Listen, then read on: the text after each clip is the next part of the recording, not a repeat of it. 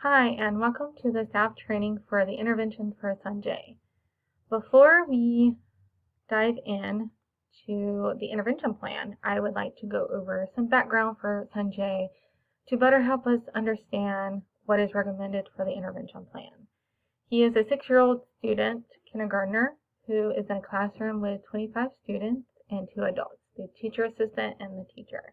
He is diagnosed with autism spectrum disorder, which is ASD, and he is a English language learner, which is Hindi and English, and those languages are spoken at home. He is considered nonverbal, and he only uses a few spoken words, a few signs, and gesturing. He is beginning to use the LAMP program. He does have some preferred objects and snacks, which include his fox blanket, animal crackers, goldfish, pretzels, squishy balls, and colorful beads. And sometimes this has helped with those challenging behaviors, which we're going to dive to in just a minute. His challenging behavior is tantrums. Tantrums are episodes that include the following behaviors: screaming, vocalization louder than normal speaking voice lasting longer than 5 seconds without tears, and elopement, which is defined as running away from an adult at any period of time, being more than 3 feet away from adult without permission. Examples of these: Sanjay reduces vocalization above normal speaking volumes and running away from adults. Non-example: Sanjay asks in a normal conversational voice if he can move away from the classroom door before entering. What came to this is that we've seen a pattern of him having these tantrums mainly before he enters the classroom initially, when that drop-off period happens. He has had other eloping situations throughout the day, but most of the time it is through that morning drop-off. The highest elopement he has done is with an hour, which is 16 minutes.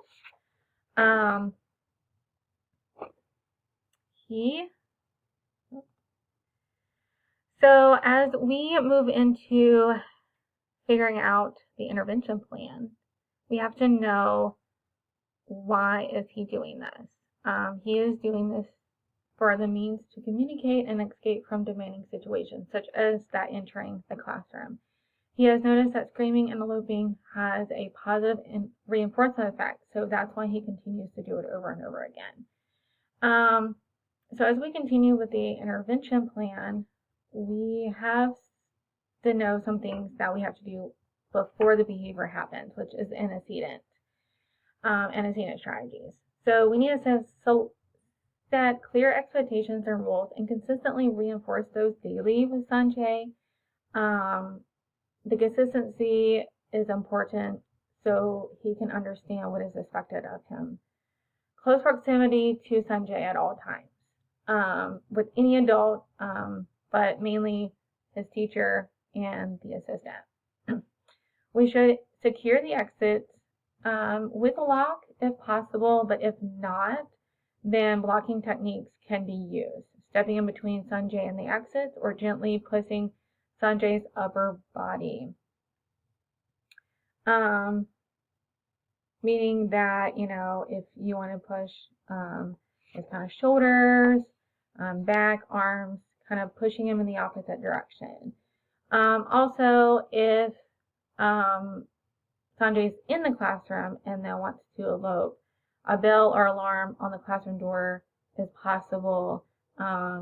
Teacher positioning his or her desk near the classroom door, and Sanjay's desk would be away from the classroom door if it happens in the classroom.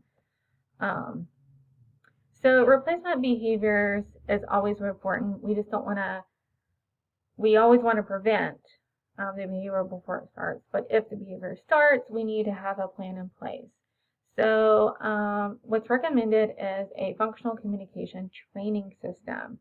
So before training, we need to the teacher or the teacher assistant needs to make communication cards.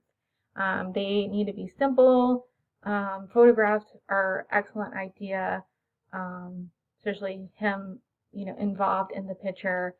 And we also probably need some kind of words just to make sure that the teacher and the teacher assistant or any adult that's working with him know what that card means as well. So the main card that we will be using is I need a break card. Because we feel like his emotions are heightened and he may need a little small break before he enters the classroom. So that transition period between drop off and entering the classroom is a little bit intense for him. So we need that kind of breakup. So we need him to ask. So the initial training will occur when elopement is less likely. So not during that heightened time because he will not be focused. So his teacher or teacher assistant, whoever will be working with him, will begin initial teaching by offering Sanjay a free break time from a task. And then following 30 seconds, the teacher or teacher assistant will say break time is over and it's time to work, while handing and guiding him to the work box or activity box. And then, but simultaneously will guide him his other hand to exchange the communication card, like I need a break card. And then immediately reaccessing that break time. So that way it teaches him like, okay, well, I need to ask, I need this card. This has a different thing in place. So also praise is involved. Great job handing me the card. You can finish your break time. Depending on how quickly Sanjay engages in the communication card exchange, instead of eloping, will have an impact on the prompting. So most police prompting is suggested for this course of action unless he picks up it more accurately, and then you can just kind of fade that out, and then go maybe even to least to most. His teacher or teacher assistant, whoever is working with him, will teach him delay tolerance too as well. And it will involve having Sanjay wait a predetermined time. So you will introduce two different cards, the red one meaning wait, and the green one you can go ahead and ask for the request. So it's important for him to be also taught that, and if there's the wait card there and he ends up eloping and then asking to request, and that means that you can't honor it. That means you have to say, hey, redirect him to the wait time and say, hey, you have to wait. It's not, over. But, the ultimate goal is to, have that to where he is generalizing. There is a wait time sometimes. There's not a wait time. So figuring out those things will, help him. Constant praising. So if he elopes, so consequence strategies, if he elopes, just simply guide him back without commenting to him, redirect him to prompt to request, even though, you want to redirect him to the prompt, he's not always going to be honored that prompt, and especially if he elopes. So you're just going to have to make sure you do that wait time.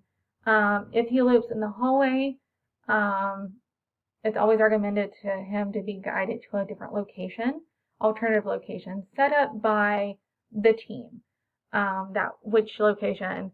So when he's guided to that location, a teaching session is automatically presented to him to make sure he knows how to communicate that request. We don't always want to just guide him into a location and not follow through what the expectations are. So within that, for data collection method, initially, duration recording was the initial method. It needs to be continued, the method. We need to figure out if that duration is increasing or decreasing, or what the pattern is. Once we know and understand, establish pattern for that, then we can figure out what days he needs more intense training, and then other days he may not need as much, in generalization. So in the next slide, there's a general form of recording, and it will give you the students' names. So basically, you decide what you want to use. Stopwatch is good. Timer is usually good because that way you can have a noise. So you start the timer when the eloping happens, and then when it ends, or approximately when it ends, I mean, not always you're going to be by your clock, but when it ends, you kind of want to look at the clock and say, if you're a few seconds late, that's okay. We just want to make sure we also include the duration, so the minutes. So if it's 5 minutes or 10 minutes or even 60 minutes, which is an hour. And then time of day, so in the morning or afternoons. And so we have already established it was mostly during drop-off, but it can be other times of the day. Length of observation, pretty much it's going to depend on if you want it for a 20-minute session, but if it goes longer than 20 minutes, and then behavior observed, which would be the eloping. It always is really good to understand that stopping and starting, and then when it happens again. So if it already ended, but then it started back up a couple minutes or a couple of seconds later, you have to do a new line. So it's important to know those establishments.